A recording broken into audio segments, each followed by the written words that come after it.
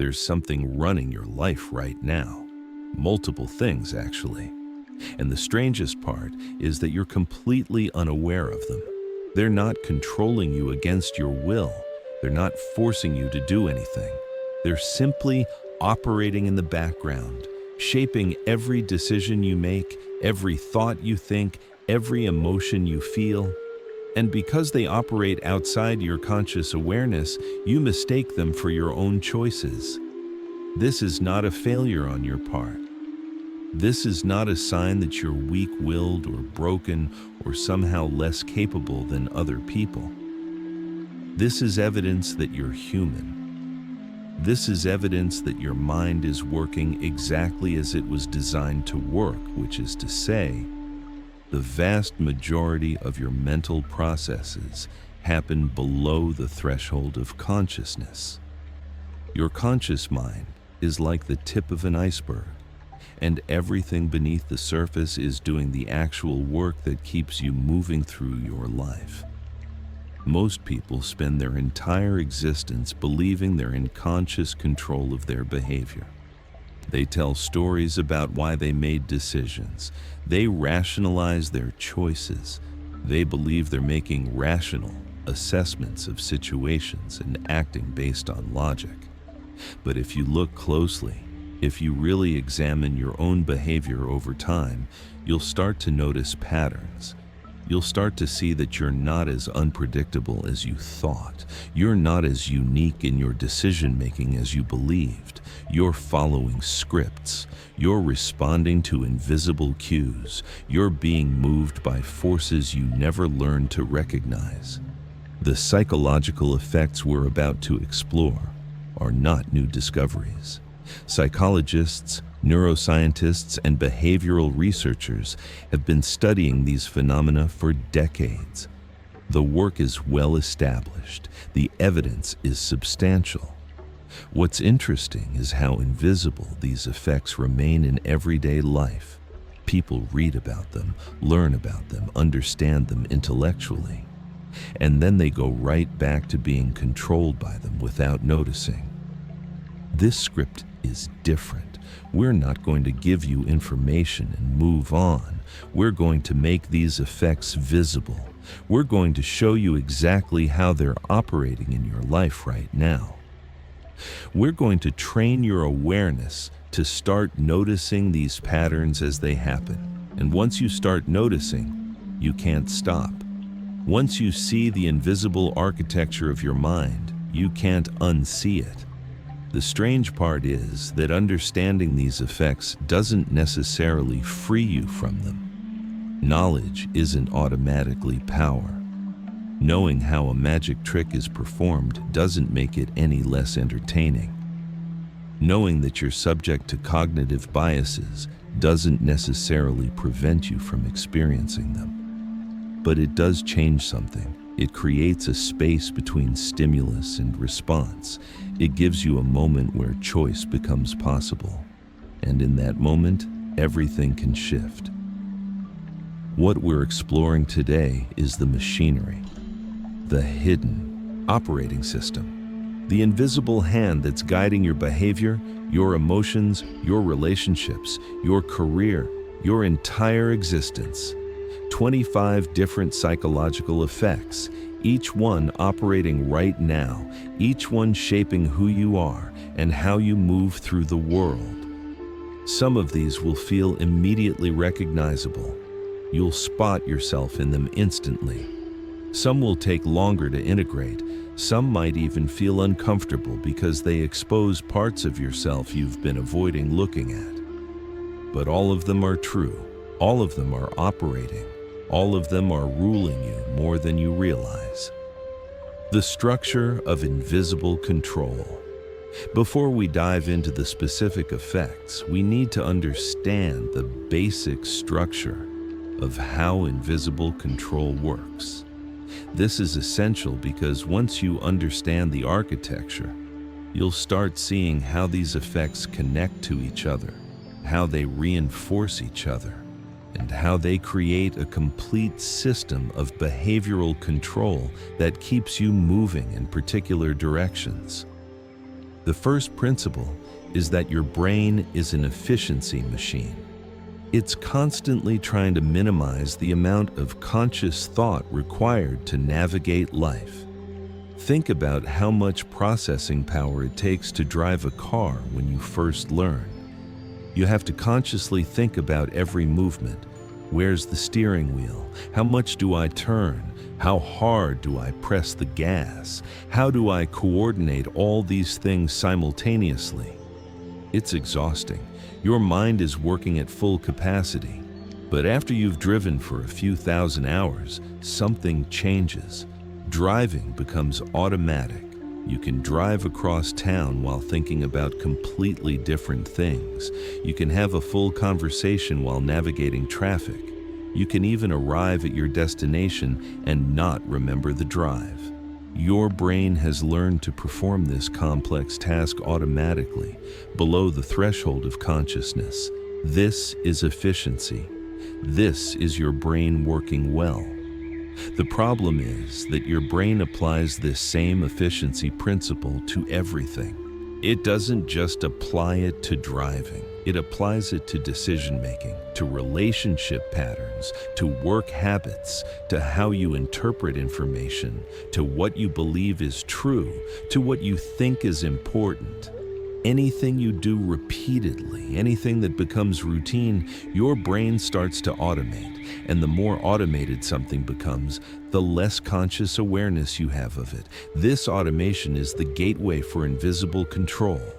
Once something is automated, once it's running below conscious awareness, it becomes very difficult to examine and change. You can't easily interrupt a process that you're not aware is happening.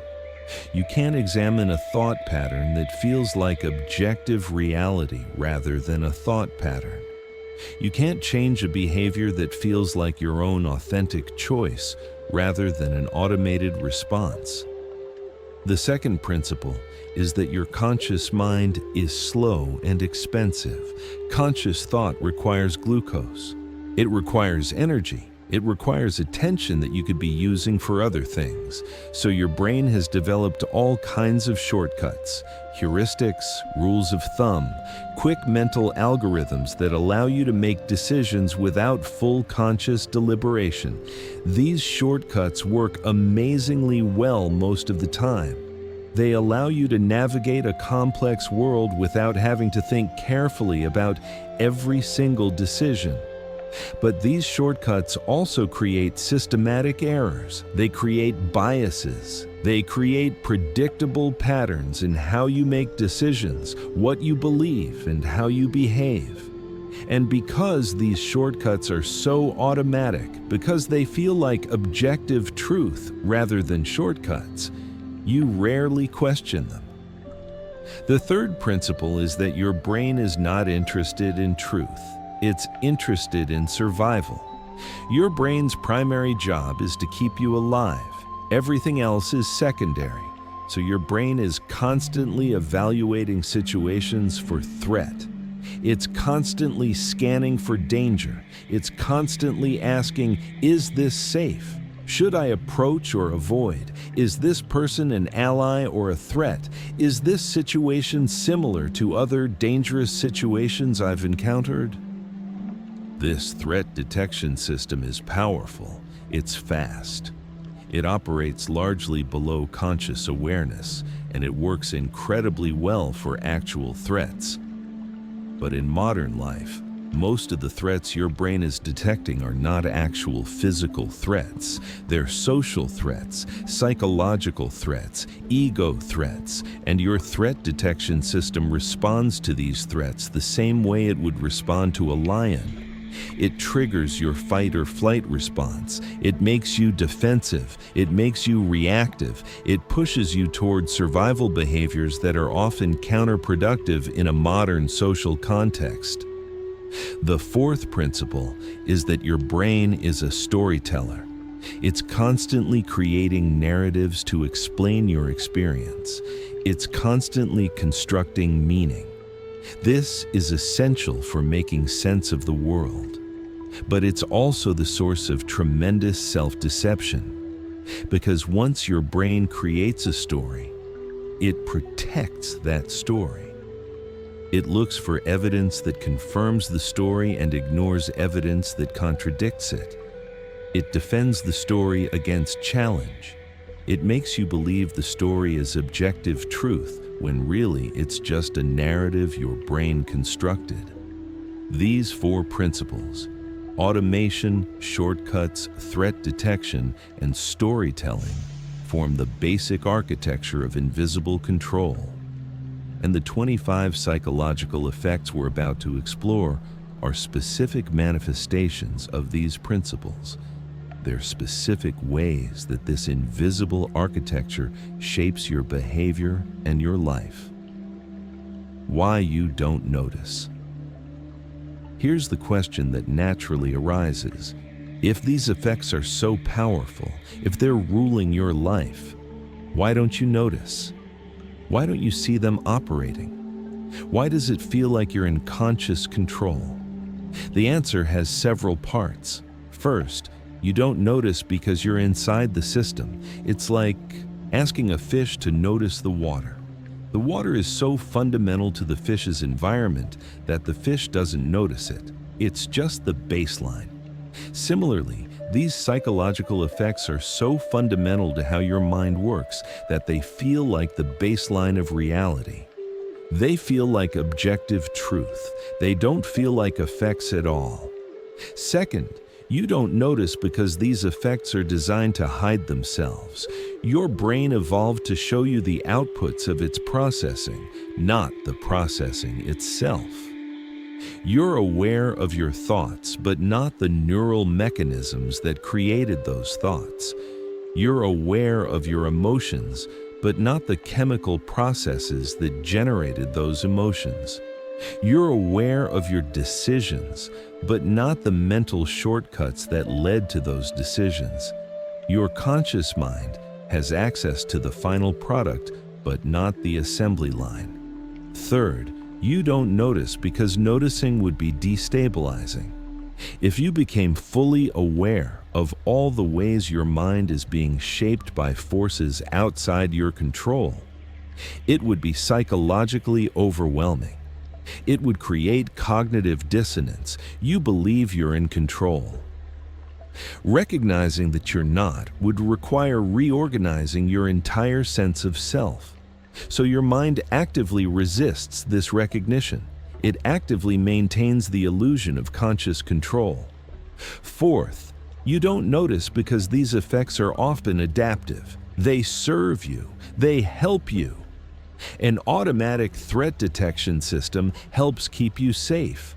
A storytelling mind helps you make meaning of chaos. Quick mental shortcuts help you make fast decisions. These effects are not your enemies. They're features of your mind that have been incredibly valuable for survival and functioning. The problem isn't that these effects exist. The problem is that you don't notice them. The problem is that you're unaware of their influence. Because when you're unaware, when these effects are operating entirely below conscious awareness, they completely control your behavior. You have no choice. You're simply responding to stimuli automatically, like a robot following its program. But the moment you become aware, something shifts. Awareness doesn't give you complete freedom from these effects, but it does give you something that's almost as valuable. It gives you choice. It gives you the ability to notice when an effect is being triggered and decide whether you want to follow its direction or not. It creates a space between stimulus and response, and in that space, you can choose. Effect 1. The availability. Heuristic, your mind's greatest distortion. Right now, your understanding of reality is distorted. Not slightly distorted, dramatically distorted. And the reason is something called the availability heuristic. Here's how it works. Your brain uses a simple shortcut to assess how frequently something happens or how probable something is. It uses availability as a proxy for frequency. In other words, if something is easy to remember, if it comes readily to mind, your brain assumes it must be common. If it's difficult to remember, if it doesn't come readily to mind, your brain assumes it must be rare. This makes intuitive sense. Things that happen frequently become memorable. Things that happen rarely don't get encoded in memory as strongly. So using availability as a proxy for frequency usually works reasonably well in normal circumstances. But in the modern world, this heuristic is systematically distorted, because what's available to your mind isn't necessarily what's actually common. What's available to your mind is what you've been exposed to recently, what's emotionally impactful, what's been repeated often, what aligns with your existing beliefs. Here's an example. Shark attacks are incredibly rare. If you calculate the actual probability of a shark attack, it's extraordinarily low. But because shark attacks are dramatic, because they're emotionally impactful, because they get reported prominently in news media, they're highly available to your mind. So when you think about going to the beach, you're more anxious about shark attacks than you have any rational reason to be. The availability heuristic makes you overestimate the probability of shark attacks, but this isn't just about shark attacks. This is about everything. This is about how you assess risk. This is about what you think is important. This is about your entire worldview. Think about crime. If you consume crime news regularly, you'll overestimate the amount of crime happening around you. You'll think your neighborhood is more dangerous than it actually is. You'll think violent crime is more common than it actually is. Not because you're irrational, but because crime is available to your mind through media exposure. Think about politics. If you consume political news from sources that emphasize certain issues, you'll overestimate how important those issues are. You'll think more people care about those issues than actually do. You'll think those issues are more frequent and more significant than they actually are. Think about your own behavior in psychology. If you've recently read about a mental health condition, you'll start seeing symptoms of that condition everywhere. You'll start thinking it's more common than it actually is. You might even start wondering if you have it yourself. The condition has become available to your mind, so your availability heuristic is making you overestimate its prevalence. Here's what makes this particularly insidious. You're not aware it's happening. It doesn't feel like distortion. It feels like reality. It feels like you're seeing things clearly. When you're anxious about shark attacks, it doesn't feel like the availability heuristic is making you overestimate the risk. It feels like a legitimate concern based on real information. This is why your understanding of the world is so different from the actual world. It's not because you're getting bad information necessarily. It's because your mind is automatically amplifying whatever information is available to it. It's systematically distorting your perception of what's common, what's important, what's likely, what's probable. And this distortion is affecting your behavior. You're making life decisions based on distorted risk assessments. You're choosing to avoid certain activities because you're overestimating the risks. You're choosing to pursue certain goals because you're overestimating the rewards. You're making social choices based on distorted assessments of what other people think and care about. The availability heuristic is ruling you because it's shaping your fundamental understanding of reality. And you don't notice because it feels like objective truth. Effect 2. The anchoring effect, the first number that rules everything after. Imagine I asked you to estimate the percentage of African countries in the United Nations. Before you give me an answer, I ask you to first think about whether it's higher or lower than 65. That's the only information I give you. I don't tell you anything else. Now, if you think about it, that first number shouldn't matter at all. It's arbitrary. It has no connection to the actual answer. But it does matter. It matters tremendously. People who are asked whether the percentage is higher or lower than 65 give higher estimates than people who are asked whether it's higher or lower than 10. The first number, the anchor, is pulling people's estimates toward it. This is the anchoring effect. Your mind uses the first number it encounters as a reference point, and then it adjusts from that reference point to generate an answer. But the adjustment is usually insufficient. You don't adjust far enough away from the anchor, so the anchor pulls your estimate toward it. This effect operates everywhere in your life. In negotiations, the first price that's mentioned becomes an anchor. If a seller mentions a price of $100,000 first, the buyer will make an offer lower than that, but not as much lower as they would have if the anchor had been $50,000. The first number that's mentioned creates a gravitational pull. In salary negotiations, the first salary that's mentioned becomes an anchor. If a company offers you $80,000, that becomes your anchor. You might counter with $90,000, but you're anchored to that $80,000. If the company had offered $100,000 initially, your entire negotiation would have taken place at a higher level. In relationships, the first impression becomes an anchor. The first time you meet someone, you form an initial impression. That impression becomes an anchor. And then, subsequent information is interpreted in light of that anchor. If someone makes a good first impression, you'll interpret their later behavior charitably. If someone makes a bad first impression, you'll interpret their later behavior critically. The anchor is pulling your interpretation in a particular direction.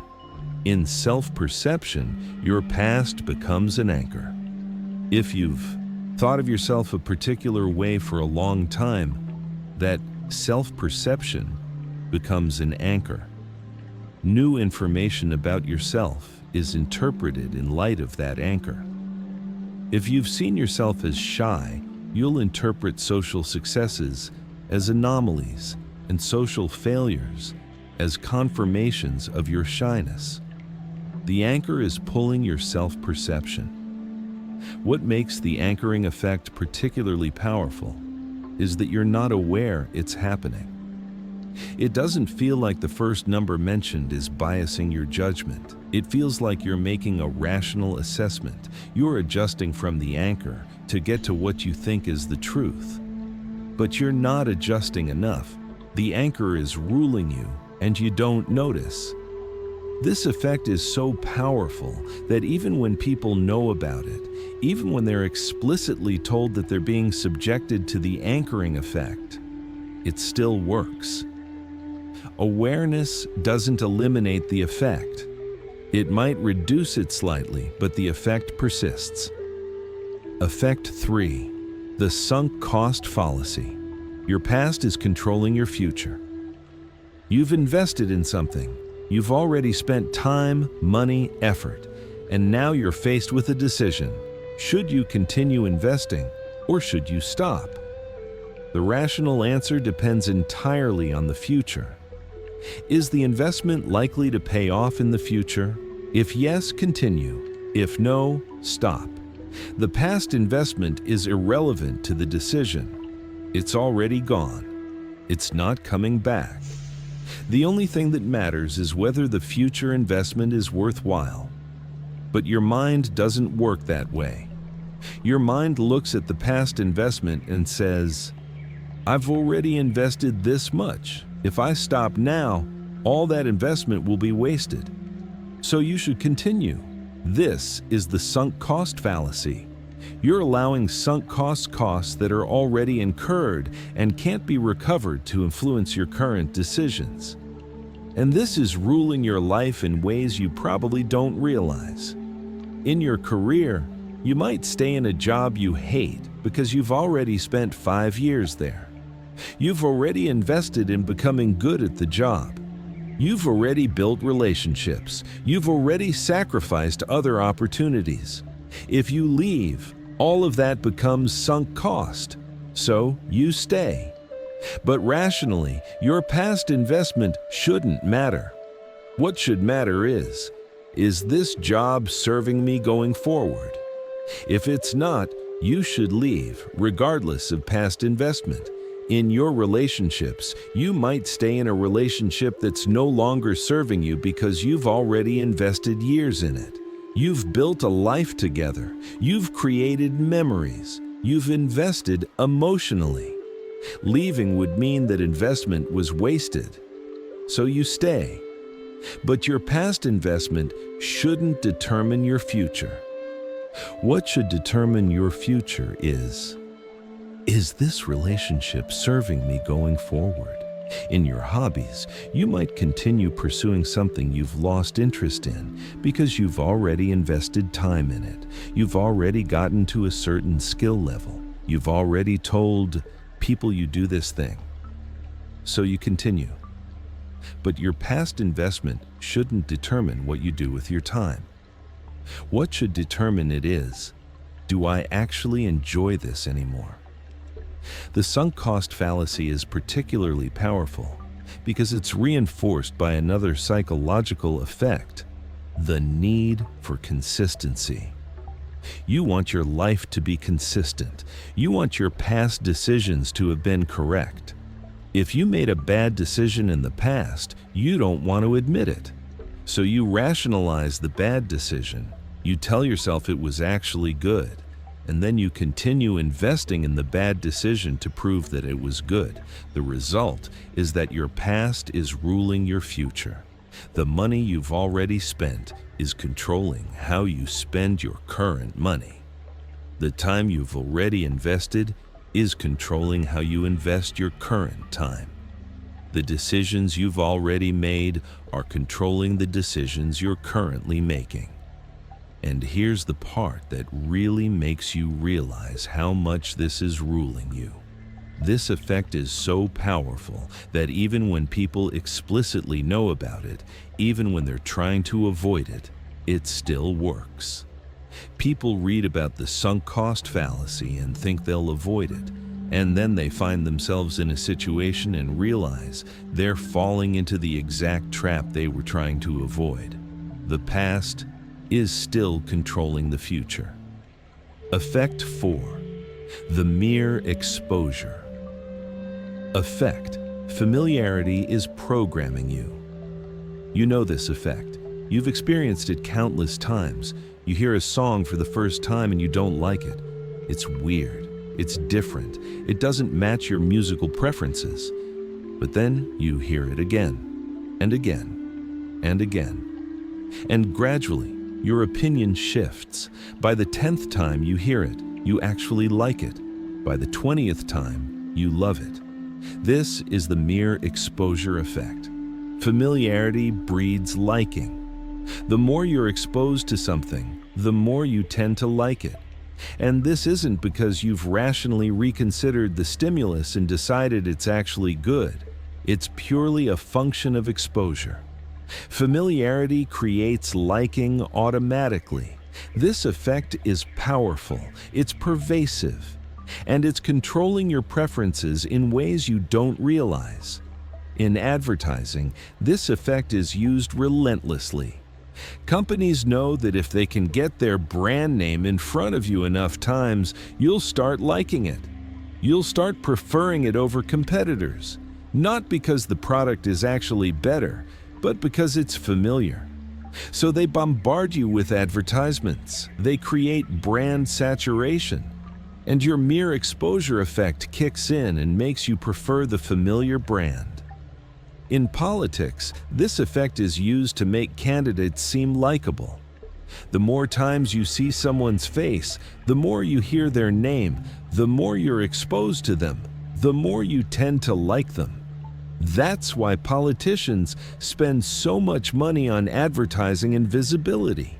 That's why they try to get their face on television. They're not necessarily convincing you through rational argument. They're leveraging the mere exposure effect to make you like them. In your social relationships, this effect is operating. You probably like people in your immediate social circle more than people outside your social circle. Partly because you interact with them more and familiarity breeds liking. You probably like songs from your adolescence more than more current songs, partly because you've heard them more and the mere exposure effect has made them more appealing. Here's what makes this effect particularly sinister. It's influencing your preferences at a level below your conscious awareness. You don't realize that you're starting to like something because you've been exposed to it many times. It feels like you've genuinely reconsidered and decided it's good. It feels like an authentic preference. But really, it's just familiarity programming your preferences. And here's the really dark part. This effect can make you like things that are actually bad for you. You can be exposed to manipulative messages enough times that the mere exposure effect makes you like them. You can be exposed to a product enough times that you start liking it, even though it's low quality or unhealthy. You can be exposed to an ideology enough times that you start liking it, even though it's harmful. The mere exposure effect is ruling your preferences. And you don't notice because it feels like your authentic taste. Effect 5. The spotlight. Effect. You're not the center of attention you think you are. Imagine you're walking into a social gathering wearing an embarrassing outfit, or you're giving a presentation and you stumble over your words, or you say something awkward in a group conversation. In that moment, you feel like everyone is noticing, everyone is judging. You're the center of attention, and everyone is focused on your failure. But here's the reality. They're not paying as much attention to you as you think. They're distracted. They're thinking about their own problems. They're thinking about their own appearance. They're thinking about whether people are judging them. Most people are too self-focused to pay as much attention to your mistakes as you think they are. This is the spotlight effect. You feel like there's a spotlight on you, making your flaws and failures highly visible to everyone. But really, most people are focused on their own spotlight. Most people are far less aware of you than you think. The spotlight effect creates social anxiety. You're anxious about how you look, how you sound, what people think of you. You're imagining that people are noticing and judging the things about yourself that you're insecure about. But they're not noticing as much as you think. They're not judging as much as you think. They're barely paying attention to you at all. This effect is ruling your social behavior in profound ways. You're probably more careful about your appearance than you need to be because of the spotlight effect. You're probably more self-conscious than is useful because of the spotlight effect. You're probably more likely to avoid social situations because of the spotlight effect. You're probably missing out on social connections and experiences because you're overestimating how much people are judging you. In professional contexts, the spotlight effect is making you more anxious than is useful. You're probably anxious about presentations because you think everyone is intensely focused on your every word. You're probably anxious in meetings because you think your contributions are being carefully analyzed. But really, people are far less focused on you than you think. They're distracted. They're thinking about other things. What makes the spotlight effect particularly ruling is that it's based on a completely understandable misperception. From your perspective, you're the center of your own universe. You're acutely aware of everything about yourself.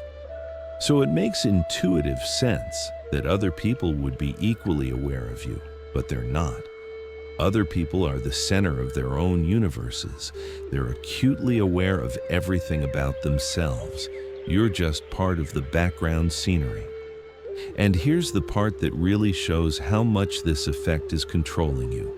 Even when you know about the spotlight effect, even when you consciously remind yourself that people aren't paying as much attention to you as you think, it still affects you. You still feel the anxiety. You still feel the self-consciousness. The effect persists below conscious awareness. Effect 6. The backfire effect. Contradicting you just makes you more wrong.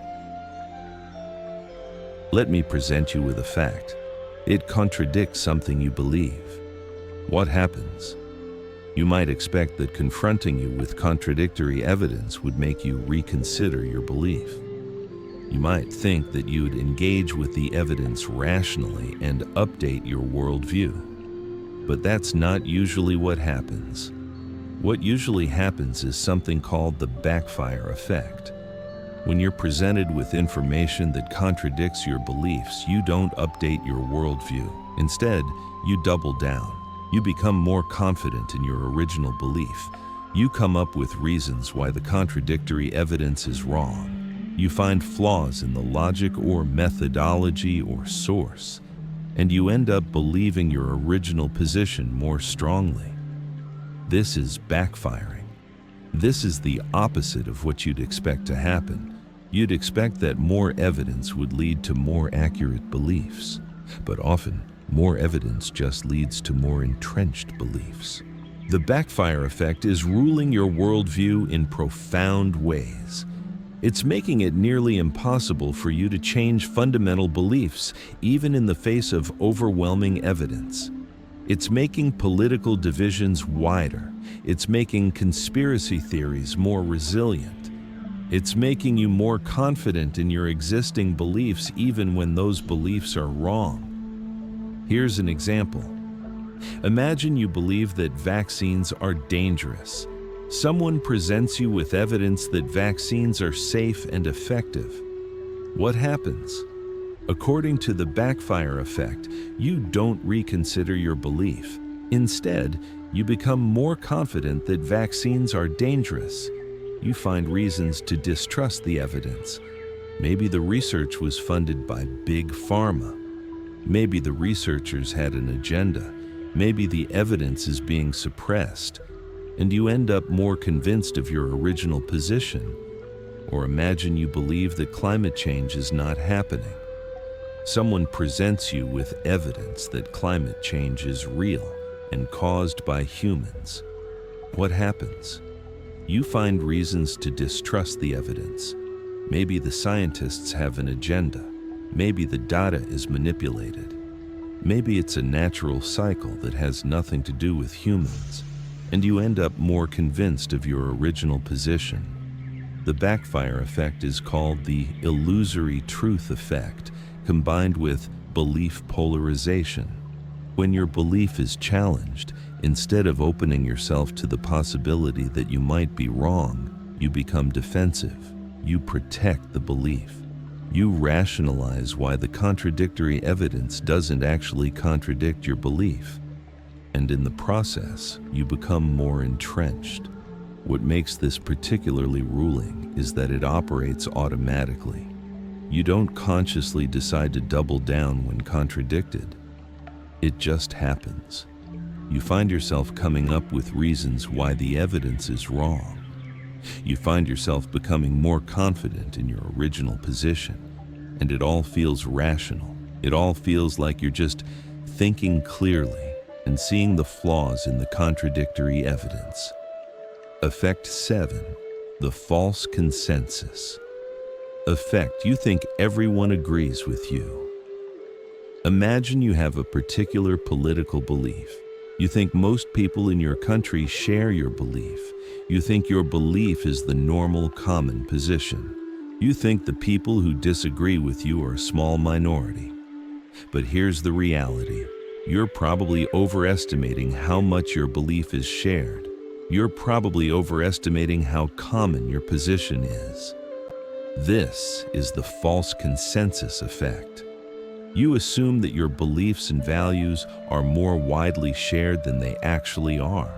You assume that your position is the normal position and alternative positions are minority views. This effect is ruling your entire social worldview. It's affecting how you perceive other people. It's affecting how you judge what's normal. It's affecting how you vote. It's affecting what political positions you take. Here's how it works. You have certain beliefs and values. You interact with people who share your beliefs. You consume media that reinforces your beliefs, and you come to see your beliefs as normal. You see your values as common sense. You see people who disagree with you as outliers or extremists, or simply wrong. But the reality is that people's beliefs are distributed across a spectrum. There's no single normal belief. There's no single common sense position. There are just different beliefs held by different people. And your false consensus effect is making you think that your particular beliefs are the default and everyone else is a variation. This effect is particularly powerful in political contexts. If you hold left-wing political beliefs, you overestimate how many people hold left-wing beliefs. If you hold right-wing beliefs, you overestimate how many people hold right-wing beliefs. And both sides end up shocked when they encounter evidence that their position is not as widely held as they thought. The false consensus effect is also affecting how you judge people who disagree with you. If someone disagrees with a position you think is obviously correct, you might judge them as unintelligent or uninformed or morally deficient. But really, they just have different values or different information or different life experiences. They're not necessarily wrong or deficient, they just think differently than you do. What makes this effect particularly insidious is that it operates automatically and it creates a self-reinforcing cycle. You assume that most people agree with you, so you feel confident in your beliefs. You interact with people who share your beliefs, which reinforces the false consensus. You consume media that reflects your worldview, which reinforces the false consensus. And before you know it, you're completely convinced that your beliefs are normal and right, and that anyone who disagrees is wrong or deficient. Effect 8. The curse of knowledge. You can't remember not knowing you know something. You understand something. You have knowledge about something. And now it's nearly impossible for you to imagine what it was like to not know that thing. You can't mentally simulate being ignorant. This is the curse of knowledge. Once you know something, you can't unknow it. And this makes it very difficult for you to explain that thing to someone who doesn't know it, because you can't remember what it was like to be in their position. You can't remember what was confusing about it. You can't remember what questions you had. You can't simulate their ignorance. This effect is ruling your ability to communicate, your ability to teach, your ability to empathize with people who don't understand something that seems obvious to you. Here's an example. You learned to drive a car a long time ago. Now, driving is automatic for you. You don't have to consciously think about it. You just do it. Now imagine trying to teach a teenager to drive. The teenager is confused about things that seem obvious to you. They want to know about things you never think about. And you get frustrated because you can't understand why it's so hard to them. But the reality is that you're suffering from the curse of knowledge. You can't remember what it was like to not know how to drive. You can't simulate being in their position, so you can't effectively explain it. This effect is ruling your professional life. If you're an expert in something, you probably have a hard time explaining it to beginners. You probably get frustrated with questions that seem obvious to you. You probably can't understand why the beginner doesn't just get it. But really, you're suffering from the curse of knowledge. You can't remember what it was like to be a beginner. This effect is also ruling your personal relationships. You might get frustrated with your partner for not understanding something that seems obvious to you. But they're in a different position than you. They have different knowledge. They have different experience. The curse of knowledge is making it hard for you to empathize with their perspective. What makes this effect particularly powerful is that it makes you judge people who don't know as deficient, rather than recognizing that they're just in a different position of knowledge. You think they should be able to understand. You think it's obvious. You think they're not paying attention or not intelligent enough, but really, they're just operating with different information than you are. Effect 9. The Dunning-Kruger effect. Incompetence blinds you to incompetence. Here's a strange effect. People who are incompetent at something are usually the last to know it. They think they're doing pretty well. They think they understand what's going on. They think they're competent. But really, they're not. They're incompetent. And their incompetence is preventing them from recognizing their own incompetence. This is the Dunning-Kruger effect. People who are incompetent lack the very skills necessary to recognize their incompetence. If you don't understand something deeply, you can't recognize the gaps in your understanding. If you're not skilled at something, you can't recognize where your skills are lacking. Conversely, people who are genuinely competent often underestimate their own competence. They understand the complexity of the field. They recognize how much they don't know. They understand that other people might be more competent than they are, so they underestimate their own abilities. The result is an inverted curve. People who are incompetent think they're competent. People who are moderately competent think they're less competent than they are. And people who are highly competent think they're less competent than they actually are. This effect is ruling your self-assessment in every area of your life. You might think you understand something that you actually don't understand very well. You might think you're skilled at something when you actually have significant gaps in your skills. And you don't recognize this because your lack of skill prevents you from recognizing the gaps in your skill. In professional contexts, this effect is particularly problematic. People might be promoted into positions where they lack competence, but they don't recognize their own lack of competence. So they make bad decisions confidently. They confidently implement strategies that don't work. They confidently lead teams even though they're not qualified to lead. And because they're confident, they convince other people that they know what they're doing. In social contexts, this effect creates all sorts of problems. People might give advice about things they don't actually understand well. People might judge other people's behavior without recognizing how much they don't understand about the situation. People might engage in arguments about topics they don't actually know much about. What makes this effect particularly ruling is that you can't escape it through effort. You can't think your way out of it.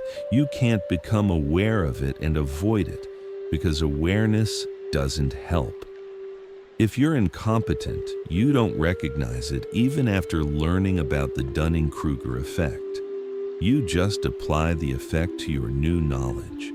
You learn about the Dunning-Kruger effect and you think you're now aware of how it works. But you might still be overestimating your competence in other areas. The effect persists. Effect 10. The planning fallacy. You're always underestimating time. You have a project to complete. You estimate how long it will take. You think, I can do this in a week, But then the week passes and the project isn't done. It actually took 2 weeks. You're confused. You thought your estimate was reasonable. This is the planning fallacy. People systematically underestimate how long tasks will take. They're optimistic about their estimates. They underestimate complications. They underestimate how much time problems will take to solve. They underestimate how many unexpected issues will arise. This effect is ruling your life in multiple ways. You're always behind schedule. You're always rushing. You're always scrambling to meet deadlines that you set for yourself based on underestimated time. In professional contexts, this effect is costing you. Projects take longer than you estimate. Meetings overrun. Deadlines are missed, and this creates stress. It creates the impression that you're disorganized or inefficient. But really, you're just suffering from the planning fallacy. You're systematically underestimating how long things take. In personal life, this effect is making you chronically busy. You schedule things too tightly because you underestimate how long each thing takes. You commit to too many projects because you think you have more time than you actually do. You're always rushing. You're always behind. You're always stressed. What makes this effect particularly insidious is that it persists even when you know about it. You learn about the planning fallacy and you think you'll correct for it. You'll add extra time to your estimates to account for the fallacy, and sometimes this works. But often you don't add enough extra time. You still underestimate, or you forget to add extra time and fall into the same trap again. The planning fallacy is ruling your ability to manage your time and your life. And you don't notice because it feels like things just take longer than expected. It doesn't feel like your fault. It doesn't feel like a systematic error in your estimation. It just feels like things always take longer. Effect 11. The negativity bias. Bad is stronger than good. Your brain is not balanced. Your brain is not equally interested in positive and negative information. Your brain is heavily biased toward negative information. Bad experiences are more memorable than good experiences. Bad news is more attention-grabbing than good news. Bad thoughts are more intrusive than good thoughts. This is the negativity bias. Your brain evolved in an environment where negative information was often more important than positive information. If you missed a positive opportunity, it was unfortunate but not catastrophic. But if you missed a negative threat, you could die. So your brain developed a strong bias toward noticing and remembering negative information. In modern times, this bias is causing you to have a distorted view of reality. You probably think the world is worse than it actually is. You probably think things are more negative than they actually are. You probably remember the negative feedback you received and forget the positive feedback. You probably dwell on your failures and dismiss your successes. This bias is ruling your emotional life.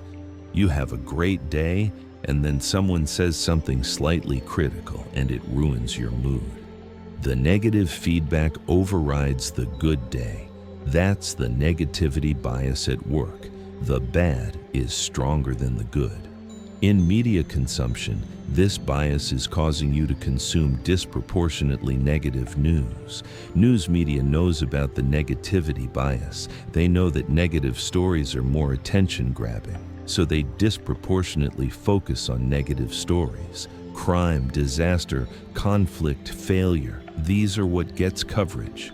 Meanwhile, the positive things happening in the world, the progress, the improvements, the help being given, these get much less coverage.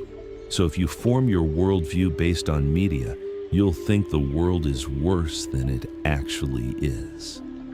In relationships, this bias is causing you to be more bothered by negative interactions than positive ones.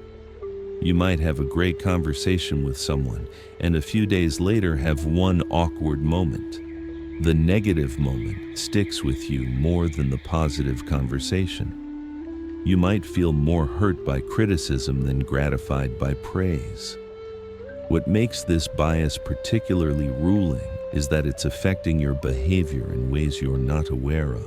You're probably more risk-averse than is useful because of the negativity bias. You're probably more anxious than is useful.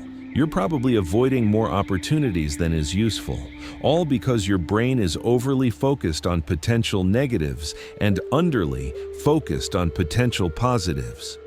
Effect 12, the recency bias.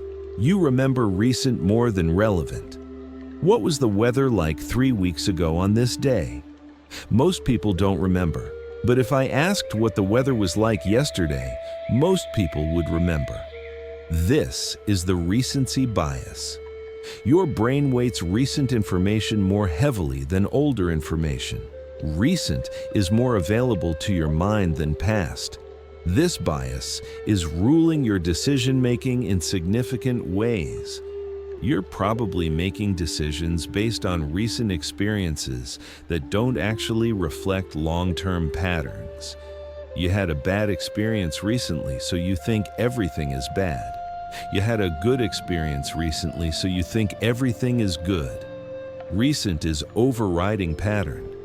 In finance, this bias is causing you to make poor decisions. The stock market drops recently, so you panic sell. But if you looked at long-term historical data, you'd see that drops are temporary and recovery is normal. But recent is overwhelming the long-term pattern. So you make a poor decision based on recency. In relationships, this bias is affecting how you view the relationship. You had a great week recently, so the relationship feels great. You had a difficult week recently, so the relationship feels difficult. But the recent experience might not reflect the long-term pattern. Your long-term pattern might be positive, but recent negativity is making you feel like the relationship is bad. In work, this bias is affecting how you're evaluated. You're evaluated based partly on recent performance, but your long-term performance might be much better than your recent performance, or vice versa, but recent is weighted too heavily. What makes this bias particularly insidious is that it's affecting your memory. You're probably misremembering things to be more recent than they were. Or you're forgetting details from the past and overemphasizing details from the recent past. Your mind is actively reshaping your memory to overweight recent information. Effect 13, the false memory. Effect, your memories are actively being rewritten. You have a memory of an event. You remember what happened. You remember what people said. You remember how you felt. You're quite confident about this memory. It feels vivid. It feels real. But here's the problem. Your memory is not accurate. It's being actively rewritten every time you recall it. This is the false memory effect. Memories are not recordings. They're reconstructions. Every time you recall a memory, you're reconstructing it. And in the process of reconstructing it, you're modifying it. You're filling in gaps with what makes sense. You're adjusting details to align with your current beliefs and values. You're emphasizing details that are currently important and de-emphasizing details that are currently unimportant. The result is that your memories are becoming less accurate over time. The more you recall a memory, the less accurate it becomes. Because each time you recall it, you're reconstructing it and modifying it slightly.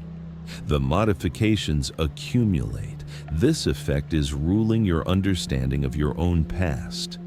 You probably don't remember events the way they actually happened. You remember them the way you've been reconstructing them over time. You probably remember conversations differently than they actually occurred. You probably remember your own behavior differently than it actually was. In personal relationships, this effect is causing all sorts of problems. You remember arguments differently than your partner remembers them. You remember what was said differently. You remember who was at fault differently. And because you're both convinced that your memories are accurate, you have endless arguments about what actually happened. In legal contexts, this effect is causing wrongful convictions. Eyewitness testimony is often wrong because people's memories are being rewritten. Someone remembers seeing something, but they're actually remembering a reconstructed version of the memory that's been modified over time. What makes this effect particularly ruling is that it's operating below your awareness. You're not consciously modifying your memories, it just happens automatically. Your memory is being rewritten without you realizing it, and you're quite confident that your reconstructed memory is accurate because it feels vivid and real. Effect 14. The clustering illusion. You see patterns in randomness. You flip a coin 10 times. The sequence is heads, heads, tails, heads, heads, heads, tails, heads, heads, heads. Looking at this sequence, you might think, oh wow, there's definitely a pattern here. The coin seems to be landing on heads more often than tails. But actually, this sequence is just random. The coin is fair. The clustering of heads is just random chance. This is the clustering illusion. Your brain sees patterns in randomness. Your brain is a pattern recognition machine, and it's very good at pattern recognition. So good that it sees patterns even when there are no patterns. It sees randomness and immediately tries to find meaning in it. This effect is ruling your understanding of causation. You probably think certain things cause certain other things to happen, even though the relationship is actually random or coincidental. You felt sick after eating at a particular restaurant, so you think the restaurant food made you sick. But maybe you were already getting sick. The timing was just coincidental. But you experienced it as causation because of the clustering illusion. You do a particular ritual and then something good happens. So you think the ritual caused the good thing, but really, it was coincidental. The clustering illusion is making you see a causal relationship between the ritual and the outcome. In sports, fans see patterns in random performance. The batter gets 2 hits in a row, so the fan thinks the batter is hot. But really, the hits are just random chance. The clustering illusion is making fans see a pattern where there's none. In stock markets, investors see patterns in random price movements. They think they've found a strategy that works, but they're just seeing patterns in randomness. The clustering illusion is making them confident in a strategy that's actually just random luck. What makes this effect particularly powerful is that once you've identified a pattern, even if the pattern is illusory, you start looking for confirmation of the pattern. You start interpreting random events as confirmations of the pattern, and before you know it, you're completely convinced that the pattern is real. Effect 15. The illusory truth. Effect repetition makes lies feel true. I'm going to tell you something. It's not true. It's completely false. But I'm going to repeat it multiple times, and something interesting is going to happen. The more I repeat it, the more true it will start to feel to you. Even though you know it's false, even though it contradicts reality, it will start to feel true just because I've repeated it. This is the illusory truth effect. Repetition makes things feel true. Your brain is using fluency as a proxy for truth. If something feels fluent, if it's easy to process, if you've heard it before and it's familiar, your brain interprets that as truth. This is especially powerful if you're not paying close attention to whether it's actually true. This effect is being weaponized everywhere. In advertising, companies repeat their messages over and over. They don't have to convince you through rational argument. They just have to repeat the message enough times and it will start feeling true. You'll start believing their product is good not because they've presented evidence, but because the message is familiar and fluent. In politics, political campaigns use this effect relentlessly. They repeat slogans, they repeat talking points, they repeat narratives. They don't need to provide evidence or rational argument. They just need to repeat it enough times and it will start feeling true. In misinformation and conspiracy theories, this effect is powerful. False information spreads through repetition. The more people repeat it, the more true it feels. Even when evidence contradicts it, the illusory truth effect makes it feel true because of the repetition. What makes this effect particularly insidious is that it operates even when you know about it. You can know that something is false, and it will still start feeling true if you're exposed to it repeatedly. The illusory truth effect persists below conscious awareness. Effect 16. The confirmation bias. You seek out confirmation of what you believe something, and now, without realizing it, you're actively looking for evidence that confirms your belief. You're noticing information that supports your belief and overlooking information that contradicts your belief.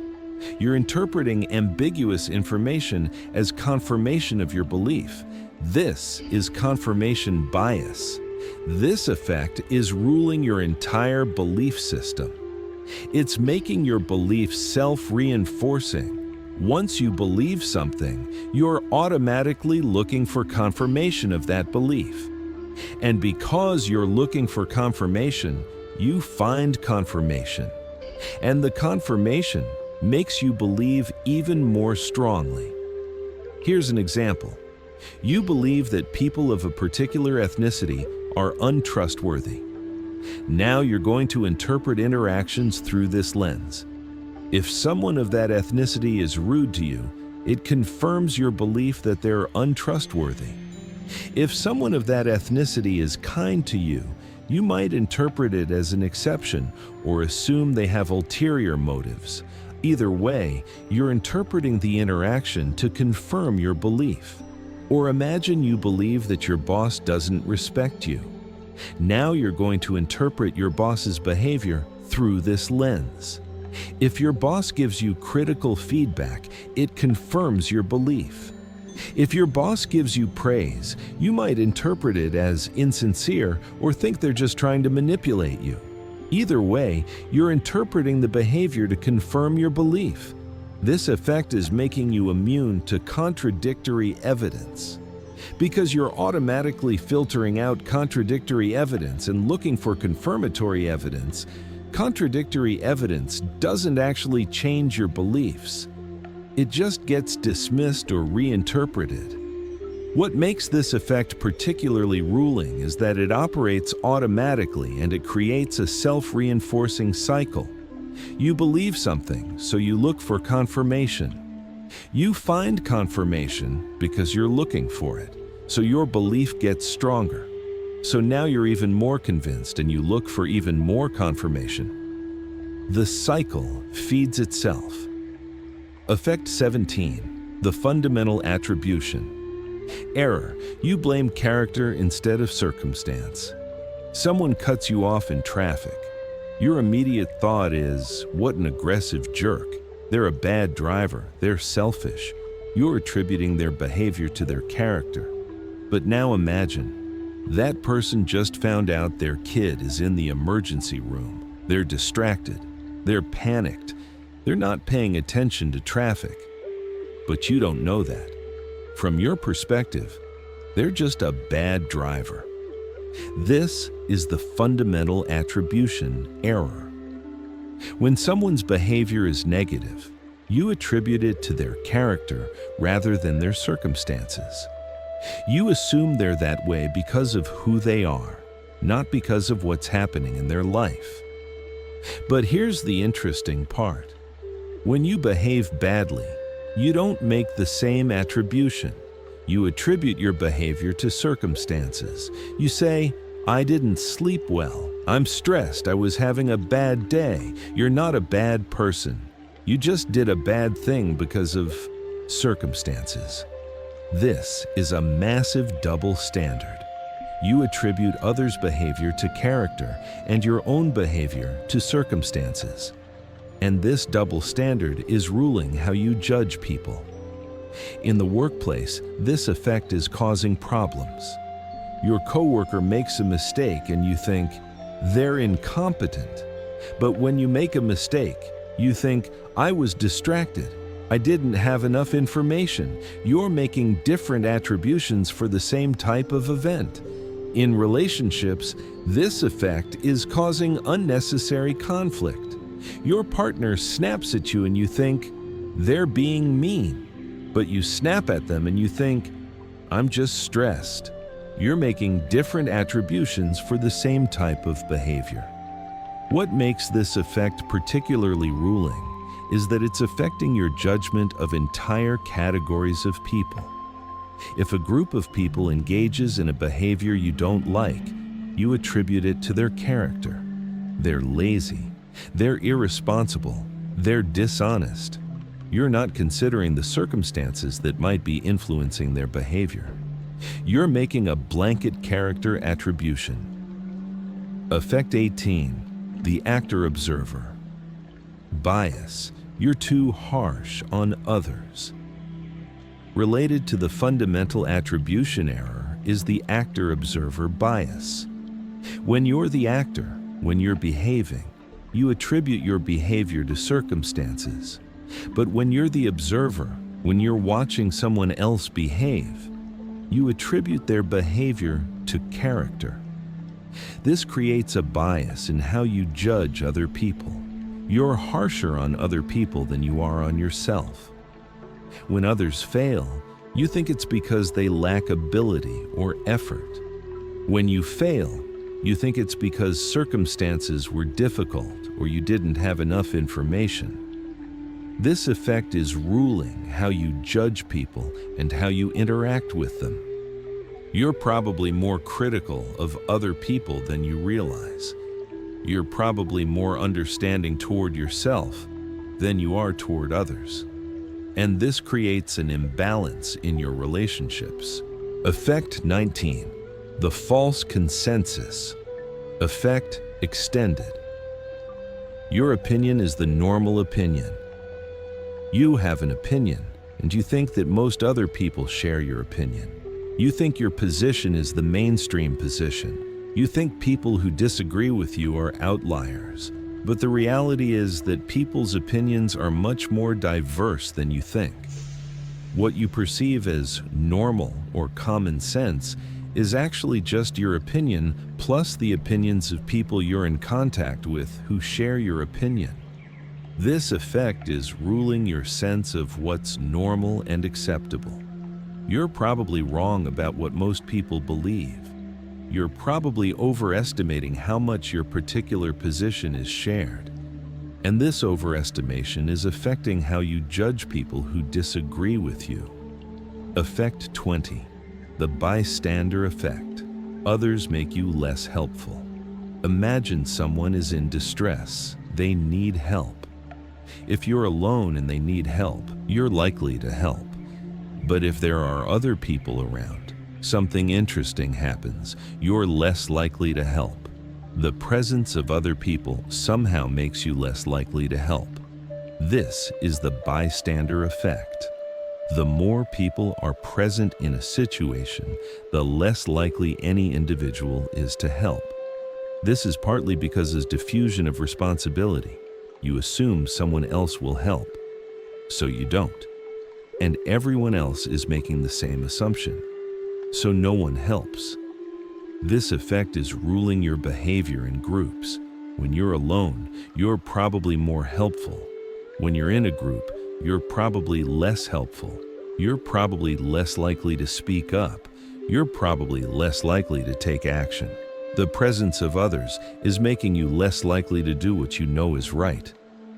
Effect 21. The social proof. Heuristic. You follow the crowd. You're in a situation and you're not sure what to do.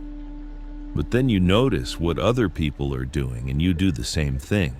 Even if you wouldn't normally do that thing, you do it because other people are doing it. This is social proof. Your brain uses other people's behavior as evidence for what you should do. If lots of people are doing something, your brain assumes it must be the right thing to do. This heuristic is useful in many situations. If you're in an unfamiliar culture and you don't know the norms, looking at what others are doing and copying them is a good strategy. But in modern times, this heuristic is being weaponized. Marketers use social proof to manipulate you. They show you that lots of people are buying a product, so you assume it must be good. They show you that lots of people believe something, so you assume it must be true. In political contexts, social proof is powerful. If you see that lots of people support a particular candidate or policy, you're more likely to support it too. If you see that lots of people disagree with something, you're more likely to disagree with it too. Social proof is also ruling your fashion choices. You wear certain clothes because lots of people are wearing them. You listen to certain music because lots of people are listening to it. You use certain apps because lots of people are using them. And you might not even realize that you're being influenced by social proof.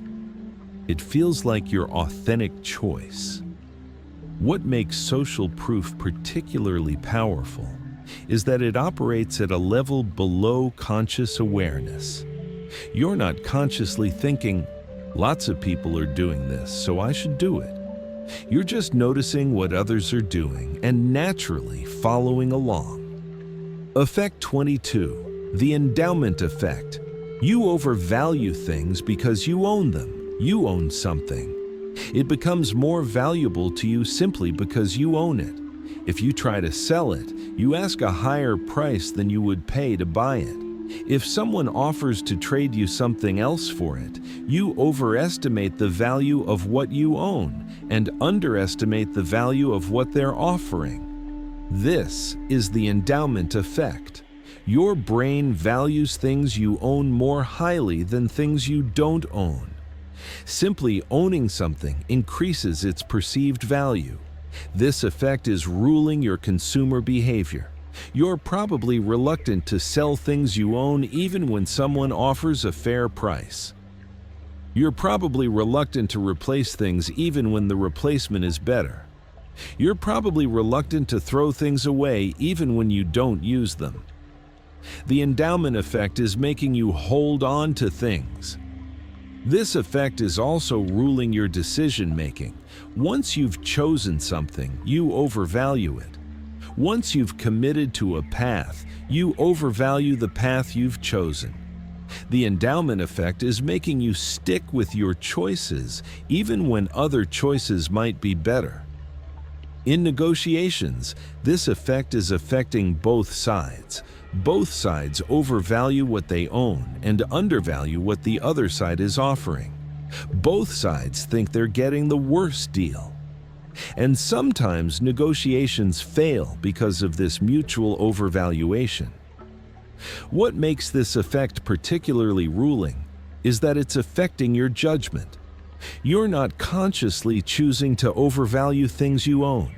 It just happens. Your brain is automatically increasing the perceived value of things in your possession.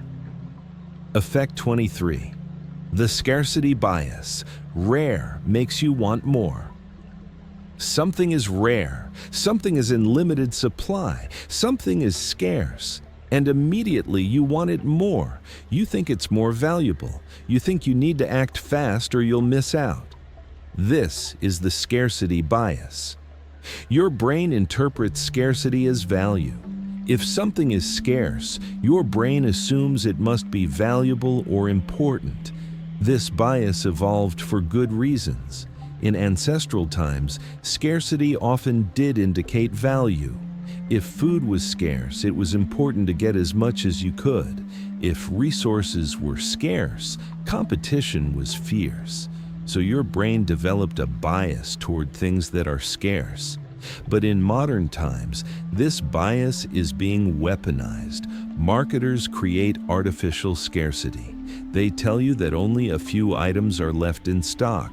They tell you that this deal is only available for a limited time. They create countdown timers, and your scarcity bias kicks in.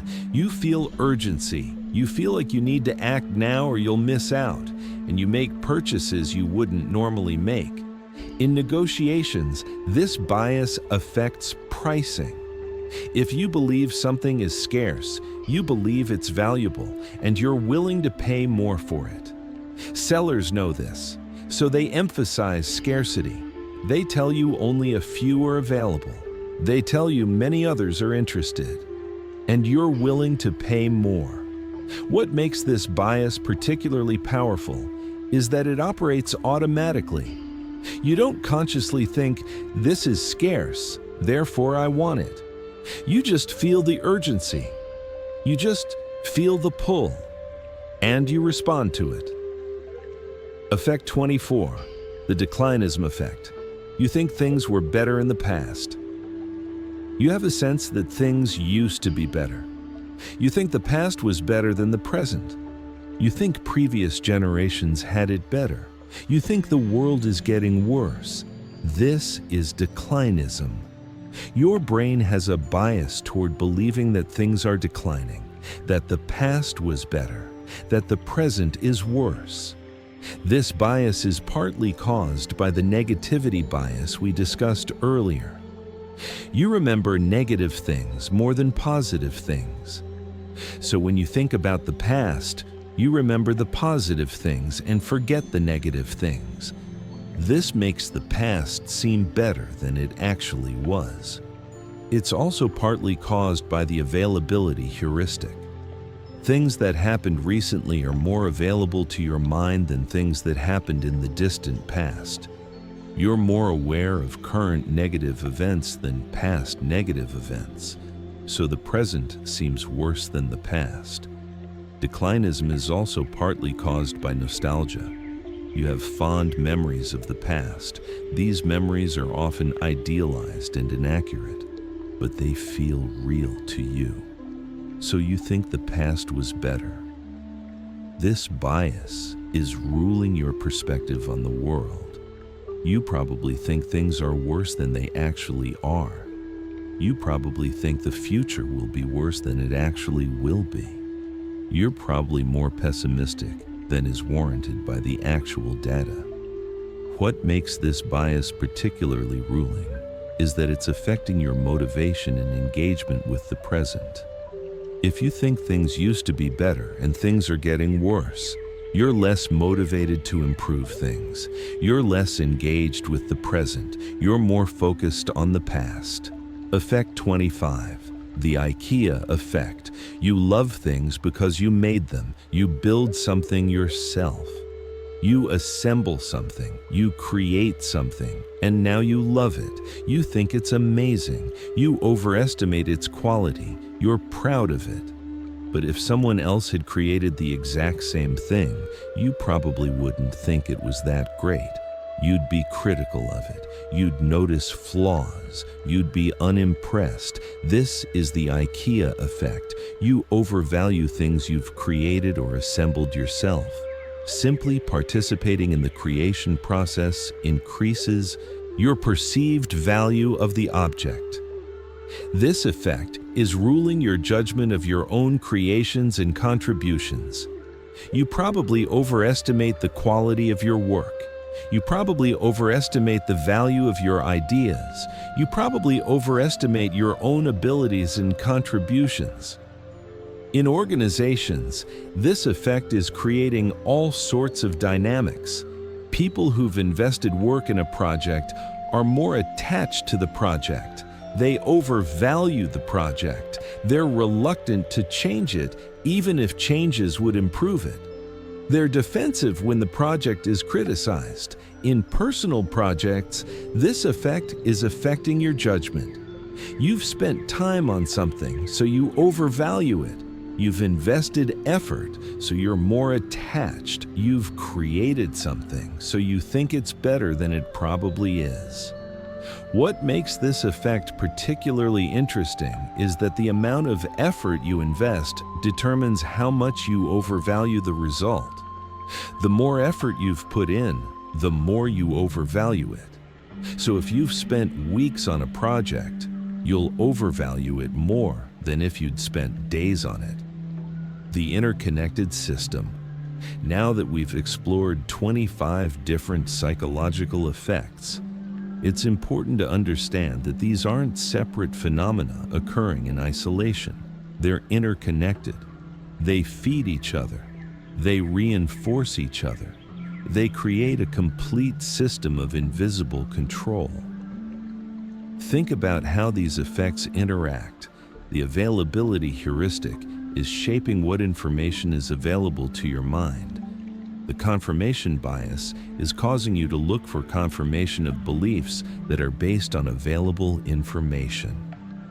The illusory truth effect is making the confirmed beliefs feel even more true through repetition. The false consensus effect is making you think other people share these beliefs. And before you know it, you've constructed an entire worldview based on a chain of psychological effects. Or think about how effects combine in different contexts. In social situations, the spotlight effect is making you anxious about how people perceive you. The fundamental attribution error is making you judge other people's behavior harshly. The actor-observer bias is making you judge your own behavior leniently. The social proof heuristic is making you copy what others do, and the bystander effect is making you less likely to act. All of these effects are simultaneously active, shaping your behavior in social contexts. Or in consumer contexts, the endowment effect is making you attached to things you own. The scarcity bias is making you want things that are rare. The IKEA effect is making you overvalue things you've chosen. The mere exposure effect is making you like brands you've been exposed to. The anchoring effect is making you adjust your prices based on initial anchors. All of these effects combine to shape your consumer behavior. What's crucial to understand is that these effects are not bugs in your system. They're not errors that you can fix. They're features of how your mind works. They're the result of how your brain evolved and adapted. They're generally useful. They help you navigate a complex world without having to consciously think about every decision. The problem is that these effects operate in modern contexts that are very different from the contexts in which they evolved. Your brain evolved in small communities where most people you knew were part of your tribe. Now you live in a world with 8 billion people, and you're constantly interacting with strangers and exposed to information from around the world. Your brain evolved in an environment with limited information. Now you're bombarded with information constantly. Your brain evolved in an environment where material scarcity was real. Now you live in abundance. In these modern contexts, the psychological effects that helped your ancestors survive are often making your life worse. They're creating anxiety. They're creating poor decision-making. They're creating conflict. They're creating prejudice. They're making you unhappy. How to live with invisible control. So here's the real question. What do you do with this knowledge? You now understand that you're being ruled by psychological effects you don't notice. What's the practical application? How do you use this knowledge to change your life? The first step is acceptance. Accept that these effects are real and that they're operating. Accept that you're not as in conscious control as you believed. Accept that your mind is shaped by forces you're not aware of. This acceptance is important because it creates the psychological foundation for change. If you're in denial about these effects, if you're insisting that you're in full conscious control, you won't be able to use this knowledge. But if you accept that these effects are real, you can start working with them. The second step is awareness. Start noticing when these effects are operating.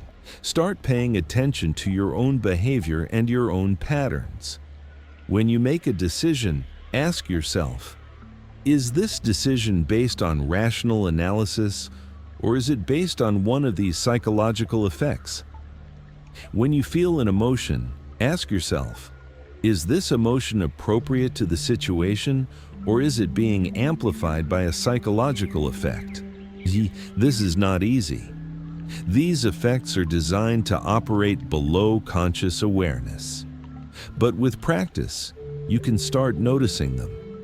You can start catching yourself when you're falling into a pattern. You can start recognizing when a psychological effect is being triggered. The third step is experimentation. Once you're aware of an effect, you can experiment with responding differently.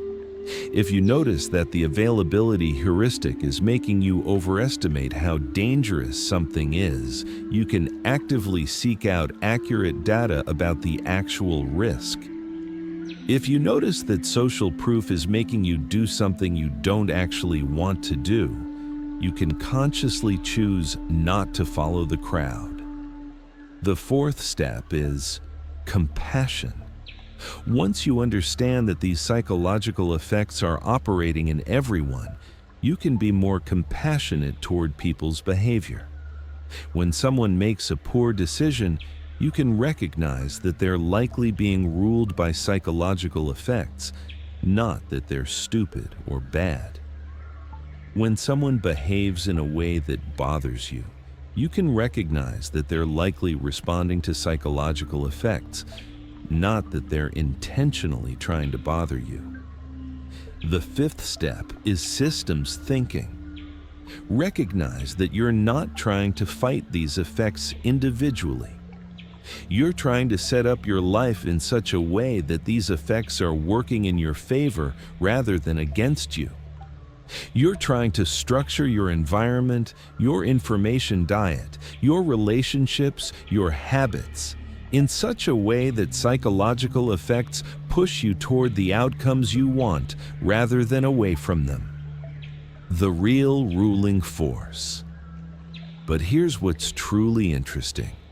After understanding all 25 of these effects, after recognizing how they combine and interact, after seeing how they shape every aspect of your life, there's a meta-level effect that we haven't talked about yet.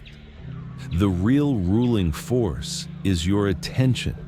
Your attention is the most precious resource you have, and your attention is being fought over constantly. Psychological effects are designed to capture your attention and direct it. Advertisements are designed to capture your attention. Social media is designed to capture your attention. News media is designed to capture your attention. Political movements are designed to capture your attention. And whoever captures your attention is controlling your reality, because your reality is constructed from what you pay attention to. If your attention is captured by outrage and conflict, your reality is one of outrage and conflict. If your attention is captured by opportunity and possibility, your reality is one of opportunity and possibility. The psychological effects we've discussed are all mechanisms for directing your attention. The availability heuristic is making you pay attention to things that are available. The scarcity bias is making you pay attention to things that are scarce. The negativity bias is making you pay attention to negative things. Social proof is making you pay attention to what others are doing. The spotlight effect is making you pay attention to how people are perceiving you. All of these effects are ultimately about where your attention goes. And if you understand this, you can start taking back control of your attention. You can start consciously directing your attention toward the things that matter to you, rather than being manipulated into paying attention to things that matter to others. This is the real work. This is what actually changes your life. Not understanding the individual psychological effects, but understanding that your attention is being fought over and consciously choosing where to direct it. Signs that an ADO effect is ruling you. Before we conclude, let's identify some signs that you're being ruled by a psychological effect without realizing it. You feel a strong urge to do something or believe something, but you can't fully explain why. This is often a sign that a psychological effect is being triggered. Your brain is responding to a stimulus in an automatic way, and you can't access the reasoning, because the reasoning is happening below conscious awareness. You notice that other people don't share your perception. You think something is true or important or dangerous, but other people don't see it that way. This is often a sign that a psychological effect is distorting your perception. The availability heuristic might be making you overestimate something. The spotlight effect might be making you overestimate how much people are focusing on you. You find yourself defending a belief even when evidence contradicts it. This is a sign that the backfire effect or confirmation bias is operating. You're protecting a belief rather than updating it based on new evidence. You're making decisions based on what you most recently experienced rather than based on long-term patterns. This is a sign that the recency bias is ruling your decision-making. You're anxious in social situations, worried about what people think of you, even though logically you know people are not paying that much attention to you. This is a sign that the spotlight effect is ruling your behavior. You're more critical of others' mistakes than your own, even though the mistakes are similar. This is a sign that the fundamental attribution error, or actor-observer bias, is ruling how you judge people. You're unwilling to let go of something you've invested in, even though you know it's not serving you anymore. This is a sign that the sunk cost fallacy or endowment effect is ruling your decision-making. You're overestimating how long something will take, or you're constantly behind schedule. This is a sign that the planning fallacy is ruling your time management. Final reflection. You don't notice these effects because they're designed not to be noticed. They're not conscious thoughts. They're not deliberate decisions. They're automatic responses. They're your brain's way of navigating a complex world without having to consciously think about every decision. And in many ways, they're working as intended. They allow you to function. They allow you to make decisions quickly. They allow you to navigate social complexity. They allow you to form beliefs and worldviews. Without these effects, you'd be paralyzed by the infinite complexity of reality. You'd have to consciously deliberate about every tiny decision. But these effects come at a cost. The cost is that you're not in conscious control of your life to the degree you think you are. The cost is that your behavior and your beliefs are being shaped by forces you're not aware of. The cost is that you're sometimes making decisions that don't serve you because you're responding to psychological effects rather than thinking rationally about your situation. The work of becoming conscious is the work of noticing these effects. It's the work of recognizing when they're operating. It's the work of deciding whether you want to follow the direction they're pointing you or whether you want to go a different direction. This doesn't mean that you can become fully conscious. You can't. Most of your mental processing will always happen below conscious awareness, but you can increase your consciousness, you can increase your awareness, you can increase the number of situations where you notice what's happening and have a choice about how to respond. And that's what separates people who are ruled by psychological effects from people who are using psychological effects as tools. The ruled people are completely unconscious. They're responding automatically. They're convinced they're making conscious choices when really they're just following their programming. The people who are using psychological effects as tools are aware of them. They recognize when an effect is being triggered. They have a moment to choose. And in that moment, they decide whether to follow the effect or go a different direction. This is the most human thing, the ability to notice your own patterns and choose to change them. The ability to see how you're being moved by invisible forces and decide whether you want to be moved that way. The ability to bring consciousness to your own unconscious processes. You don't notice the psychological effects ruling you. But now that you understand they're there, you can start noticing. And once you start noticing, everything changes. Closing statement. The invisible architecture of your mind is not your enemy. It's not something to fight against. It's the foundation of who you are, but it's also running your life in ways you're not aware of. It's making you think things, feel things, do things, believe things without you having conscious choice about it. The 25 effects we've explored today are not the complete list. They're not the only forces shaping your behavior. They're just the most obvious, the most well-studied, the most relevant to your daily life. There are countless other cognitive biases, heuristics, emotional patterns, social dynamics, all operating simultaneously. But if you can start to notice these 25, you've already accomplished something profound. You've started to see how the invisible architecture works. You've started to recognize the patterns. You've started to create the space where conscious choice becomes possible. And that's really what this is about.